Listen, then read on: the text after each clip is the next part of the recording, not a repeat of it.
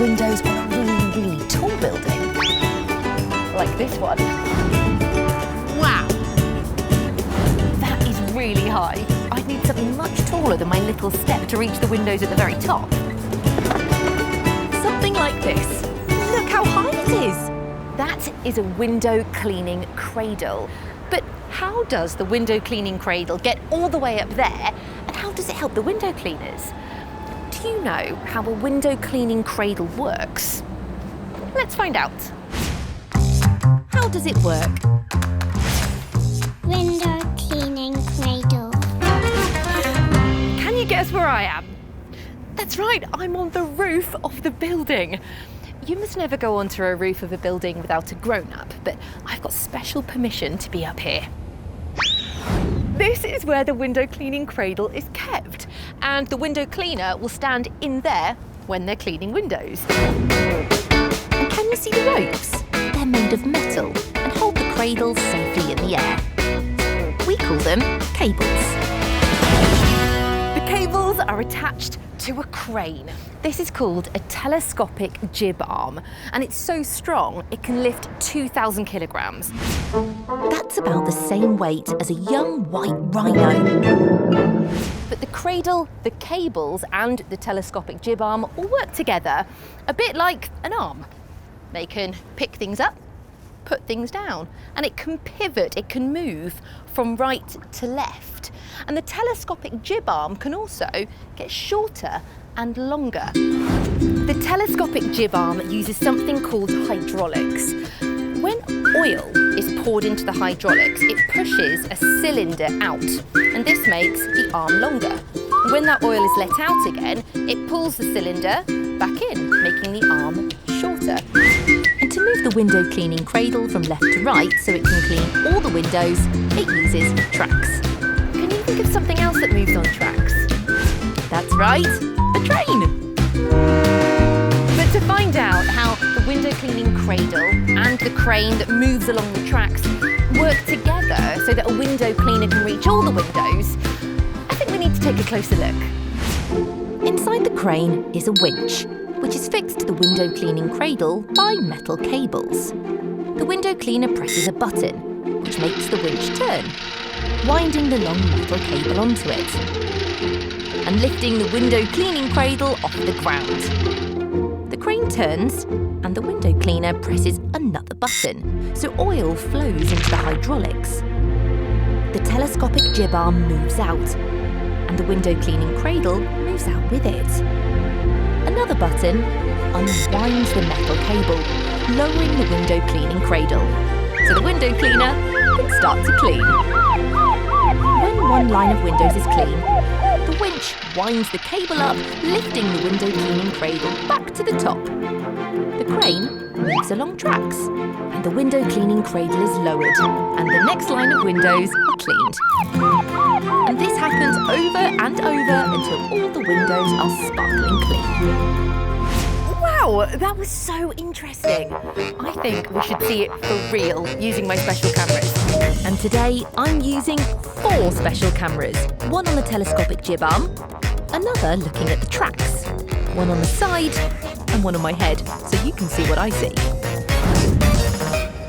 This is Bill. He's a window cleaning cradle operator, and he's given me special permission to go inside the cradle as he cleans the windows.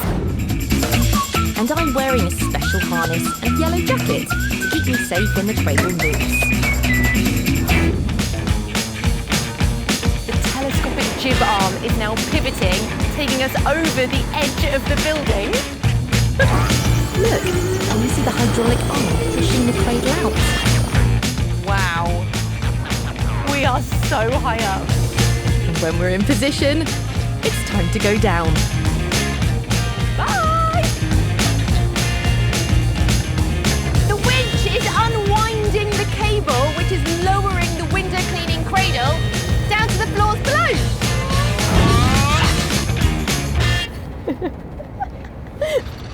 Now the cradle's been lowered to the right position, Bill can clean the windows.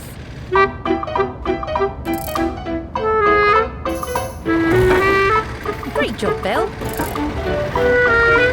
This window is now nice and clean, but we've still got to clean the rest of the windows around the building.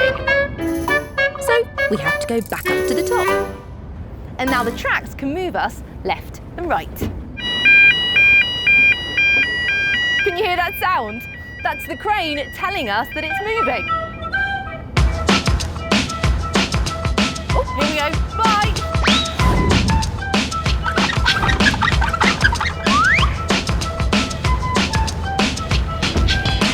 That was brilliant! I loved finding out how a window cleaning cradle works. What was your favourite part? Do you remember the name of the metal ropes that carry the window cleaning cradle? That's right, we call them cables. Did you hear the sound the crane made when it moved along the tracks?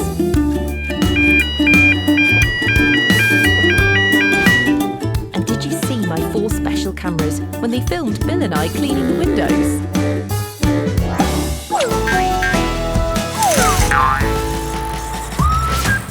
When it's really sunny, tall buildings like this one and all of those cast big dark shapes. They're called shadows, but you don't need to be as tall as a skyscraper to have a shadow. We make shadows too. You can make different shapes. But do you know how a shadow's made? Let's find out. How is it made? Shadow. Hello, Maddie. Have you ever made shadow puppets with your hands before? It's really fun, isn't it? Isn't that right, dog? Yes. And all you need is a lamp like this one and a flat blank wall. When I put my hand in front of the lamp, my hand blocks some of the light coming from it, and it makes this patch of darkness on the wall. And this patch of darkness is my shadow. But what's happening to make my shadow? Light travels in a straight line, but when light can't pass through an object like my hand, it makes a shadow. We call things that you can't see through opaque. But what do you think will happen if we try this again with something you can see through, like bubbles? Can you see? My hand and the bubble wand are creating a shadow, but we can see through the bubble. We call this transparent. We can see the outline of the bubble as a shadow, can't we? That's because it's made of a thin layer of water and soap, which stops some of the light. But did you know shadows can change shape depending where the light and the object are? What do you think will happen if I move my hand closer to the wall and further away from the light? The shadow gets smaller, and that's because the further away an object is from the light, the less light it blocks out. So, what do you think will happen if I move my hand closer to the light? Do you think the shadow will get bigger or smaller? Let's see. That's right, it gets bigger. And that's because the closer the object is to the light, the more light it blocks out. Shadows can also change size and shape if the light moves.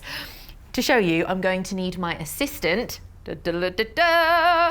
Mini Maddie, and a torch.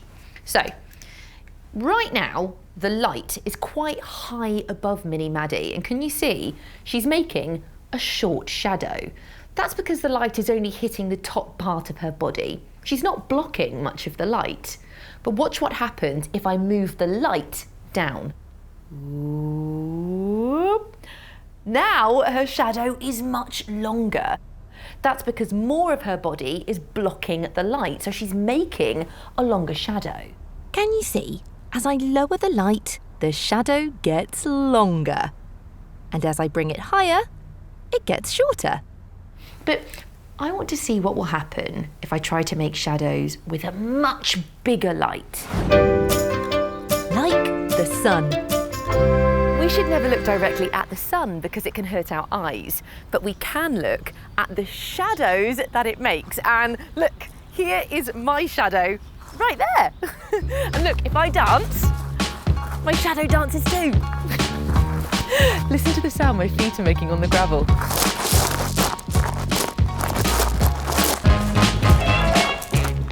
the light has travelled nearly 100 million miles from space. That's a really, really long way. And on that long journey, nothing has got in the way of the light till it reached this garden, when I got in the way and have made this shadow. But our planet, planet Earth, is always moving, so our shadows change their size and shape. And to show you what this looks like, I'm going to use my special time-lapse camera. It lets me film things that take a really long time, but when we watch it back, it will look as if it's happening much quicker. I'm going to point the camera this way so we can see how the shadows being cast by the house and the toys in the garden change throughout the day. It's recording. Look, there's the shadow the house is making. Can you see it moving? Oh wait, the shadow from the house has gone away. That's because clouds in the sky are stopping the light from the sun reaching the earth. They're making really big shadows because they are closer to the sun. Only when the clouds move can the light from the sun reach the garden, so the house can make more shadows. And look, on this time lapse, there aren't any clouds. You can see the shadows getting smaller. Rocks behind the camera are blocking the sunlight, which makes a shadow. But as the earth moves, more light hits the floor and not the rocks, so the shadows get shorter. Isn't that amazing? As the earth turns, time passes and the sun moves across the sky, and that's why shadows change size and shape. We loved finding out how shadows are made. What was your favourite bit? Do you remember what we call things that light can't travel through? That's right, we say they are opaque. Did you hear the sound of my feet as my shadow and I danced on the gravel? And on my special time-lapse camera, did you see the shadow of the house move as the earth turned?